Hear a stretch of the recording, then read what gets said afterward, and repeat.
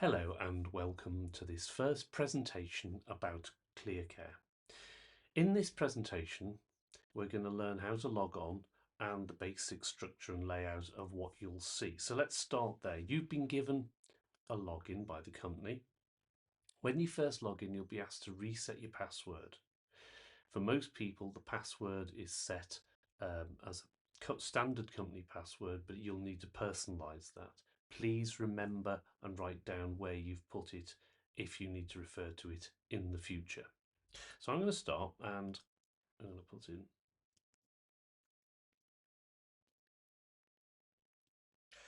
And when you first log in, as I say, let's have a look. It does take a second to load up, and then that's what you'll see. So you're seeing my summary, and then you'll also may have, if you're a manager, a my dashboard as well. And these things are called widgets. And you see there, you can add widgets to a dashboard that you can't in my summary. But don't worry about that for now. Let's go back to my summary and let me give you an overview of what you need to look at and what you don't need to look at when you first look at Clearcare. So you will have tasks that are due. Now, tasks due today might be things that we've set. So it might be you need to, being a Wednesday, for example, you need to do a full house clean, or being a Wednesday, you need to do, say, a check of some description, a health and safety check. It might be a car check or a smoke alarm check or whatever. That goes in those sorts of tasks. There's also tasks that you will have that come up. So, for example, every day there'll be a task to set your daily recordings, your handover, etc. That's your tasks. Then there's also rejected tasks. Now, rejected in this context does not mean it's not personal. It simply means that you need changes made to them. There's something either not there enough, or there's not enough detail, or you've missed out key facts, etc., etc. And your manager has the right to reject a task if they feel that it's not done to the standard that it needs to be done to. So that's a rejected task. And then when you submit things like forms and so on, it'll go into a pending approval. Forms can be set that they just automatically will be stored. But some forms, and an example of that would be an incident form, would go into this pending approval. And once they're approved, you'll see that that number will decrease. Now, those three boxes are really important. And then there's also tasks that you may have started or not completed, and they go into your overdue tasks. So really, I'd say look at those first four every day. These three, future tasks, comments, pending rewards, you don't even need to think about at the moment. They're on your my summary, but you don't need to look at them at all. Similarly, you won't need to look at open shifts, shift interests, because again, we're not operating the rota fully at the moment on Clearcare. So in terms as well of leave, we can set our leave through Clearcare, but we may not decide to do that as a company moving forward. So again, it's really focus on those four boxes. The tasks that you've got coming in, the draft tasks that you need to look at that you've put on hold for the moment, the ones that need approving, and the ones that have been rejected. When you have a rejected task, you have to open the task, complete it, resubmit it. Okay, so looking down this side of the page as well, you have a blue column there, really important because that's, if you like, your navigation. This is the working page and it has all of these to-do lists. The task to approve will come up there. The house and any events that are going on. So that might say today, take Alan to the doctors at 12 o'clock or whatever, once we start working together. Review care plan for Jane, whatever it is, that they come up in here. And that really is what they call the My Summary page. Okay, so now down here, Ignore, as I say, task explorer and care groups for the moment. Just completely ignore them. And look, let's go to home. So on the home, when we eventually have the different houses, there's number 12, Daffodil House. Number 14 would then come up here. And depending on whether you have access to those, you'll see them or you won't see them. Similarly, we can grant access to individual staff members to see certain parts of a child's care planning and so on, depending on what job they do.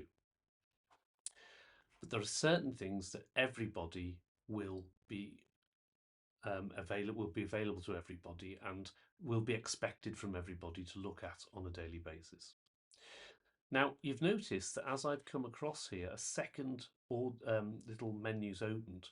That's quite important as we go through. I'll keep coming back to that. So just be aware, your working area with your filing cabinet here, and I'll explain what I mean by filing cabinet in a moment. Then you've got your overall menu and a sub-menu of more detailed parts. So what do I mean by filing cabinet? Well, you'll see as we work through some exercises in this training, not in this session, probably the next we'll start, that rather like the drawers of a big filing cabinet, every time you add a new thing, event, activity, form, document, you'll find that another drawer creates itself. That's what's very clever about Clearcare. So these blue white little boxes, imagine them like drawers that you're opening and closing to a filing cabinet. And every time you do something new, you add another drawer until the filing cabinet can, at times, get very big and it comes down here. But we'll worry about that once we get there. So again, you've got young people, and at the moment we've only got a sample young person that we're building, but we're going to do that as part of our Clearcare exercises together. And so we've got what we're calling the test child. Then on here, we've got our employees. And so as you get signed off, you'll be added to this and you'll appear here. And we're going to look in the next session about mine. We'll use my profile to show you. And then if we had carve or when we have vehicles, the vehicles will appear here, and so it goes. Now, there is a calendar, and that calendar is about events that are happening in the house. Imagine your house calendar here. So if somebody's going to the doctor, they would be there. When you put them into this, you can, as it shows here, filter by lots of different ways. So you can find all the events for one child or one staff member, or all the key working and so on. That is not the same as this here, which is the rota calendar. And again, once we've set that up, you'll be able to access Clearcare via your mobile phone if you want to, and see all your shifts on your mobile phone. So the rota can get developed. Any changes to the rota end up on Clearcare, and if you keep an eye on it, you'll know exactly what's happening and when. Now, I also want you to look at, to ignore, sorry, for a minute, this one, bespoke reporting.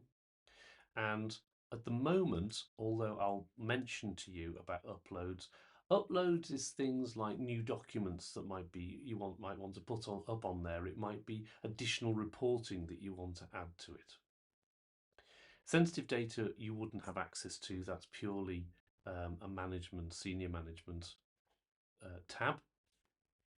And again, we're going to look at this tab, forms and procedures, because I'll go through it in detail with you as to where all of our forms sit.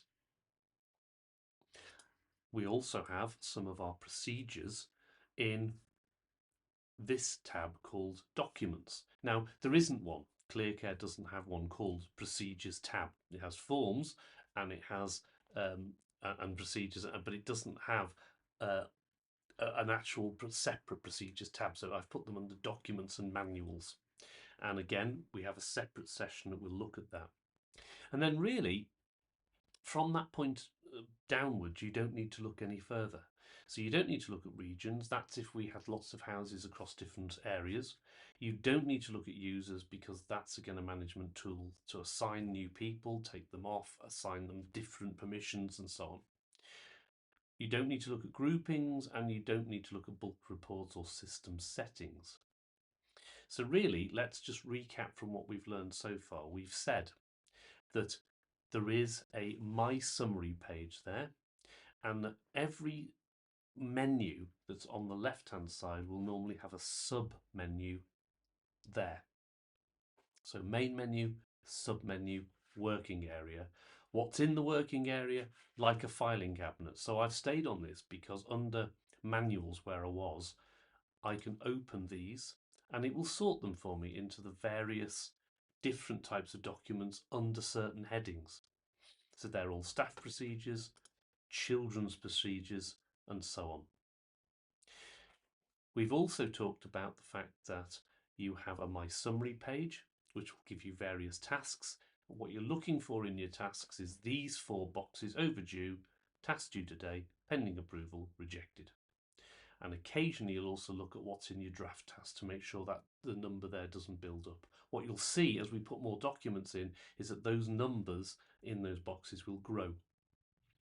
We also said that anything that's rejected is not a personal thing. It is just the way that Clearcare phrases it to mean that something else needs to be done to a piece of work in order for it to be submittable or correct.